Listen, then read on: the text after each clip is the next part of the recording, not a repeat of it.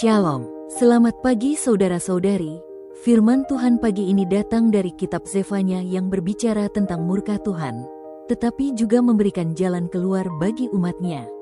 Di tengah dunia yang tidak menentu, ayat ini menuntun kita kepada sikap hidup yang benar, mencari Tuhan dengan kerendahan hati, mengejar keadilan, dan berlindung hanya dalam kasih-Nya.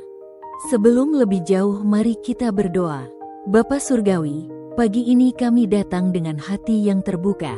Berikan kami pengertian yang dalam akan firman-Mu, supaya kami dapat menjalani hari ini dengan takut akan Engkau. Dalam nama Yesus kami berdoa. Haleluya. Amin. Bacaan renungan kita pada pagi hari ini terambil dari kitab Zefanya pasal 2 ayat 3. Yang berbunyi demikian, carilah Tuhan, hai semua orang yang rendah hati di negeri, yang melakukan hukum-Nya. Carilah keadilan, carilah kerendahan hati, mungkin kamu akan terlindung pada hari kemurkaan Tuhan itu. Kitab Zefanya bukan hanya berisi nubuat tentang murka Tuhan, tetapi juga ajakan untuk mencari perlindungan di dalam Dia.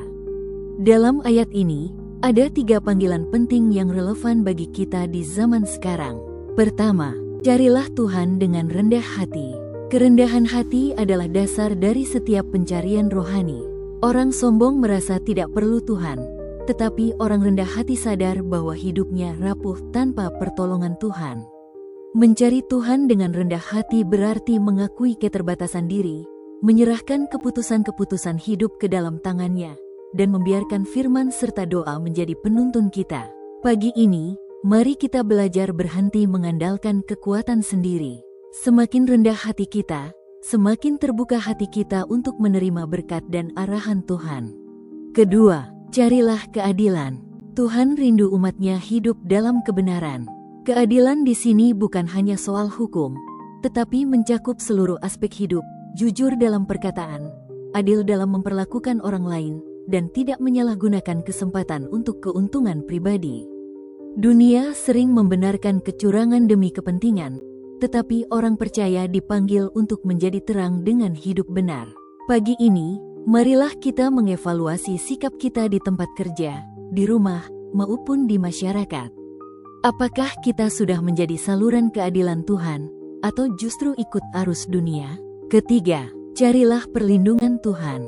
Zefanya berkata bahwa orang yang mencari Tuhan akan mungkin terlindung pada hari kemurkaan Tuhan itu. Ini menunjukkan bahwa hanya Tuhanlah benteng perlindungan sejati. Bukan kekayaan, bukan status, bukan relasi manusia yang bisa menyelamatkan, tetapi hanya Tuhan. Dalam Kristus, kita sudah menerima perlindungan kekal dari hukuman dosa. Hari ini, mari kita jalani aktivitas dengan keyakinan bahwa perlindungan Tuhan nyata. Apapun badai yang datang, kasih dan kuasa-Nya cukup untuk menopang kita.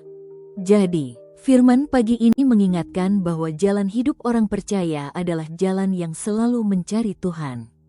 Kerendahan hati menuntun kita pada penyerahan diri, keadilan menuntun kita untuk hidup benar, dan perlindungan Tuhan memberi kita kepastian di tengah dunia yang goyah.